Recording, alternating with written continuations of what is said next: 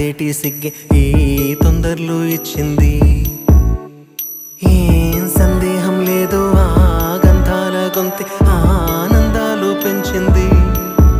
నిమిషము నేల మీద నిలువని కాలిలాగా మది నిన్ను చేరుతోంది చిలక. తనకొక